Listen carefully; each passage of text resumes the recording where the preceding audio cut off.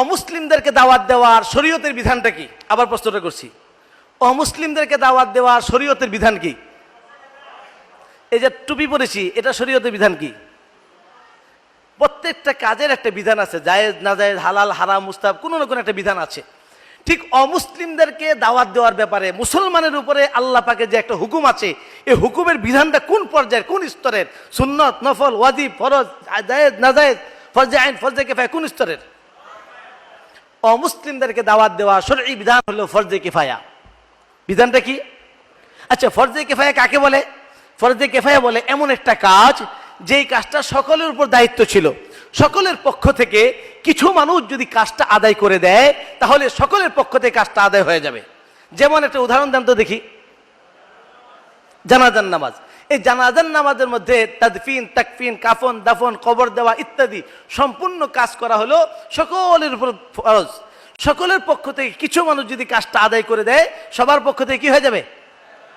এবার এই ফরজে কিফায়াটা আদায় হওয়ার জন্য কয়জন লোক দরকার? কমপক্ষে 4 জন, একজন ইমাম, 3 জন মুসল্লি, 4টা খুঁটি ধরে 4 জনকে নিয়ে যাবে। বাকি কোনো এলাকায় কেউ কাজ ধরতেছে না, কোনো একজন ব্যক্তি একা একাই তাকে ধরে গোসল করিয়ে টেনে হেঁচড়িয়ে জানাজা পড়ে, একে জানাজা পড়ে হেঁচড়িয়ে হেঁচড়িয়ে কবরস্থ করলো। এবার মুফতি সাহেব হুজুরের কাছে এসে মাসলা জিজ্ঞাসা করলো, আপনার দরগা দারুল উলুম মাদ্রাসা না, আপনাদের এখানে বড় মাদ্রাসা, মৌলভীবাজার দারুল উলুম মাদ্রাসা, মুফতি সাহেবকে যাই বললো, হুজুর আমাদের এই অবস্থা। তো হুজুর প্রথমে একটা ধমক দিবে, হ্যাঁ আপনাদের আর লোকজন ছিল না, এই কাজটা ঠিক হয় না, আপনারা ঠিক করেন নাই, একা একা কেন জানাজা দিলেন? আবার মাসলা বলবেন, আচ্ছা যেহেতু কাজটা সম্পূর্ণ হয়ে গিয়েছে, যান ফরজে কিফায়া আদায় হয়ে গেছে। অর্থাৎ ফরজে কিফায়া আদায়ের জন্য শর্ত হলে কাজটা কি হইতে হবে? সবাই বলি, কাজটা কি হইতে হবে? ঠিক অমুসলিমদেরকে দাওয়াত দেওয়া ফরজে কিফায়া এই মৌলভীবাজারের চা বাগানওয়ালাদের কাছে, মৌলভীবাজারের খ্রিস্টানদের কাছে, মৌলভীবাজারের হিন্দুদের কাছে দাওয়াত পৌঁছানোর জন্য এই পরিমাণ লোক থাকার দরকার সকলের পক্ষ থেকে, যারা তাদের কাছে দাওয়াতটা পৌঁছিয়ে দেয়। মুসলমান বানানো জরুরি না, হেদায়েত কার হাতে? ইন্নাকা লা তাহদি মান আহবাবতা ওয়ালাকিন্নাল্লাহ ইয়াহদি মান ইয়াশা। আমাদের কাজ হলো দাওয়াতটা পৌঁছিয়ে দেওয়া, হেদায়েতের মালিক আল্লাহ। এবার বলুন, পুরা মৌলভীবাজারে যদি আমরা 4 জন জানাজার উপর কিয়াস করি, যদি সে কিয়াস সহি না, ধরে নিলাম কথার কথা 4 জনই, এই পুরা মৌলভীবাজার জেলা থেকে সকল মাদারিসের কওমিয়ার পক্ষ থেকে, মাদারিসে আলিয়ার পক্ষ থেকে, সকল ইমাম সাহেবদের পক্ষ থেকে, সকল মুসলমানদের পক্ষ থেকে, সকল তবলিগের সাথীদের পক্ষ থেকে, সকল পীর সাহেবদের পক্ষ থেকে, অর্থাৎ সকল শ্রেণীর মুসলমানের পক্ষ থেকে মিলে 4 জন মানুষ দেখান, যেই 4 জন মানুষের তার রাহ খরচ, তার হাদিয়া, তার ভরণ পোষণের দায়, যেহেতু সে আমার পক্ষ থেকে কাজ করতেছে, আমার দোকানদার যেন আমার পক্ষ থেকে দোকানের ম্যানেজারি করলে তার বেতন যেন আমি দেই, ঠিক আমার পক্ষ থেকে দাওয়াতের একজন কাজ করছে, আমার দায়িত্ব পালন করে দিচ্ছে, তো তাদের আমরা সবাই মিলে তার বেতনের ফিকির করলাম, তার ঘর সংসার চলার ফিকির করলাম, তার রাহ খরচের ফিকির করলাম। আর এই 4 জন মানুষ শুধু দাওয়াতি কাজ করতেছে, এমন 4 জন মানুষ দেখান। আমার জানা নেই, আমি আপনাদের কাছ থেকে আমি নতুন একটা এলেম হবে, আমার জ্ঞান হবে আপনাদেরকে। আমি যেহেতু আগে বলছি আমি শিখতেছি, আমি ছাত্র মানুষ, আপনাদেরকে সবক শোনাচ্ছি, এবার উস্তাদের কাছে জানতে চাচ্ছি যে শিখার জন্য। এমন 4টা মানুষ দেখান যে 4টা মানুষ সকলের পক্ষ থেকে অমুসলিমদেরকে দাওয়াত, তার অন্য কোনো কাজ নাই, আমাদের পক্ষ থেকে এই কাজটাই করে। আচ্ছা তাহলে 3 জন দেখান। আচ্ছা তাহলে 2 জন দেখান। আচ্ছা 1 জনই দেখান। এবার আপনারা তাহলে বলেন, আমরা কি ফরজে কিফায়া আদায় করতেছি?